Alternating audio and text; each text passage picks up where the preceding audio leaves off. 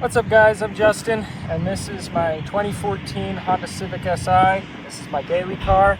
Today I'm going to show you guys around it, show you what we've got done to it, and all that fun stuff.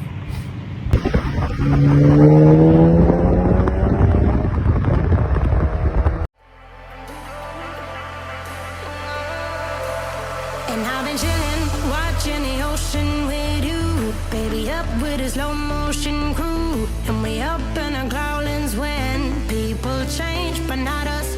And we just chillin', kicking it, kissed by the sun. Could be soaked to the skin in the mall soon. I know she got the good vibes when seasons change, but we're the same. Even if I lost all my money, the zero runs deep, honey. And I don't need to speak a single word, 'cause you got me holding. Even if my jokes aren't funny. Alright, so starting up front here, we've got just kind of the stereotypical Honda guy shit. We got the red badges on it because, you know, I want a Type R, but I can't afford it. I plasti-dipped all the chrome and used plasti-dip glossifier just to kind of blend it with the rest of the black of the car, because I liked it better than having all the chrome stick out. Then up front, we've got these headlights. I can't remember the brand. I got them secondhand. I got a buddy that bought a bunch of K-swap parts, and these headlights came with it, and he's like, I don't even know what car these are for. And I'm like, those are for my car. And I paid him like 20 bucks for them, resurfaced them, and they've been doing great. I put LEDs in the projectors so that I can see better, and then I've just got standard halogens for the brights, and then this whole swoosh lights up too, which is pretty nice. Gives a nice little ambiance at night. On the other side here, I got a Wasp just chilling in there because, you know, he wants to be part of the video too, I guess. I don't really know how he got in there, but he got in there today. Moving on forward, as for wheels and suspension type stuff, right now I've got these Motegi, they're Motegi Battle Wheels, I believe is what they're called, and then they're just wrapped in Century ultra high performance tires. I was going through a lot of tires in this car, just hitting the togas and stuff, just going fast, and a lot of them were wearing pretty quick. And surprisingly, these cheap Centuries grip really nice and they don't wear super fast. I've got about 30K on them, and they're just starting to kind of show their signs of needing replacement. The lug nuts here, actually, fun story. I bought these in Puerto Rico at a local like car audio and accessories store, and I thought that'd be a good kind of accent because I've got the Brembo brakes. And moving on to those Brembo brakes, that was actually kind of a SI 9th gen, 8th gen SI kind of upgrade retrofit. Basically, you get these calipers from a Hyundai Genesis 3.8 R-Spec coupe, and they actually bolt right up to the knuckle, and then you got to use a Nissan, I want to say it's a Nissan Rogue from like 2015 with the third row seating. You get those rotors up front, and then you just use the Brembo pads that the Hyundai guys use, and this thing stops so much better now. So it's definitely a good upgrade to have for hitting the mountain canyons and stuff. As for suspension, I don't have anything too flashy. I've got iBox springs in there. I bought those used off of Facebook Marketplace, drove like 3 hours in the middle of the night, met up with this guy, and paid 80 bucks for all of them. And they ride awesome. The shocks are still doing okay. When they do eventually go out, I will be getting coilovers for this car. Moving on, we've got just some side skirts on the side. Just kind of gives it better ground effects, looks a little bit better, and I like how they look on the car. And then up here we've got the window deflectors. My beautiful lady bought these for me, and I couldn't be happier. It just makes the car look better, gives it a little bit more lines, makes it kind of chic, and also you get a lot less wind noise. Same thing with the roof spoiler. Those were that was also included with all this stuff.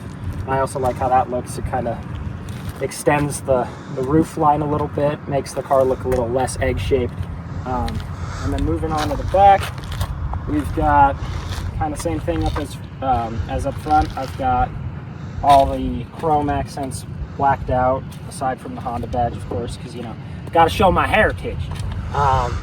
Then I've got my custom license plate. Very nice. We like Borat around here. Funny story about that. I actually had a cop pull me over and he asked me, does this plate mean what I think it means? And I told him, I have a very funny mental retardation. And didn't get out of the ticket though, but it's fine. And down here, I've got a Rev 9 full 3-inch catback with a 4-inch rolled tip. It's actually a really solid sounding exhaust. I've had it on the car for going on 2 years now. And it's just about as loud as I want it to be without being too Ricer Boy swag. Doesn't sound like an angry beehive behind my car, which I prefer. And when you get it hot, when I'm ripping the canyons with some buddies and stuff, after a couple of runs, it starts to get a bit louder. Get a little backfire in there too. But this exhaust has been great. It's essentially kind of like the full race exhaust, except it's got like a slip fitting in the mid pipe so that you can extend it if you have a sedan or shorten it if you have a coupe. I ended up just welding it because I didn't like that there was a slight little exhaust leak under there. Only really heard it in the drive-through, but it was enough to mess with me enough to want to fix it. Moving more into some of the other stuff in the trunk. Right now we've got our shit in there, but I've got a 12-inch Scar ZVX 16, I think, 1600. So it's got plenty of bass. I've got my amp down here, and it's just tapped into the, I used RCA splice and tapped in off of the rear deck speaker there, just so I can use the factory head unit and still bump my tunes. And it's a great sound. The only thing is with the ELD system in this car, when you put bass on it, it doesn't really like it, and it likes to tell you, hey, your alternator's bad. You test it, it's fine. It's just because it's not supplying voltage when you're idling and stuff.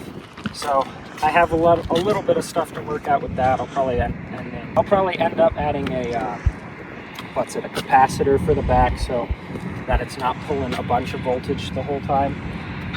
Onto the interior, there's not too much going on. It's basically just stock SI shit. Walk around here. The real only interior mods were really done by the previous owner in here. I've got my phone mount, that's really about it. But this Mugen shift knob was done by the previous owner. Same with the Mugen badge on the wheel. And I like it. It looks good. I like the carbon shift knob. It's got some good weight to it as well. Under here, I've just got WeatherTech floor mats, which are really handy out here in Colorado because everything gets dusty and gross. And right now, I've actually been using this car to drive me back and forth from a house that we're renovating, and it's a little dirty because of that, so I just kind of cleaned it up as much as I could. But the WeatherTech mats help a lot with that. Yeah, that's really all I've got done to it. I'll pop the hood, I'll show you what else.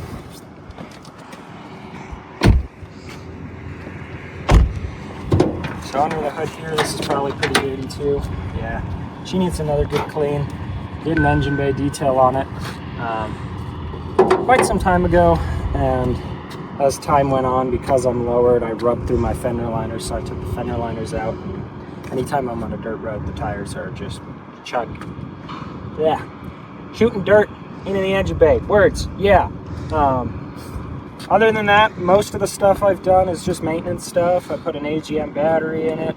The first thing I did to this car, before I even made a payment on the thing, I upgraded to the hybrid racing kit for the shifter. So it's got a hybrid racing master and a hybrid racing slave, and then it's got braided line all the way down.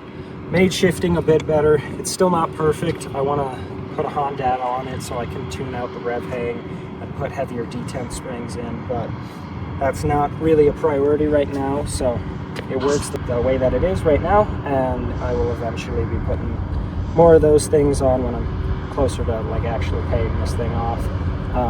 Other than that, I had to throw a new AC compressor in it because, you know, Honda K-Series stuff, but AC compressors like the grenades, so I took it all apart and flushed the system and did all that fun stuff. But other than that, it's basically stock under the hood, and I've come to appreciate just a little bit of a lower power machine, because with this car and the Canyons, I can keep up with basically anything that's within 200 to 400 horsepower, because I could just stay matted in this car and rip corners and actually like drive it to its full potential. And that's what I really appreciate about this car. I wanted to do more power mods, but as I kind of go with it, I'm feeling more like I want to just dial in the suspension, get some proper tires on it. The end goal of this build is to make a daily that I can take to the track and have a track day weekend with, and then also daily drive every day. So yeah, that's basically it. Not really too much crazy going on, but it's a great car and I've really enjoyed owning it after these past 2.5 years. Put about 50,000 miles on it at this point. Actually, more like 60. I've driven it down to the south, driven it all through New Mexico, and all eastern or western as well. It's been a great car. But yeah, so without further ado, I guess I'll just attach a couple exhaust clips to the end of this video, and thank you guys for watching.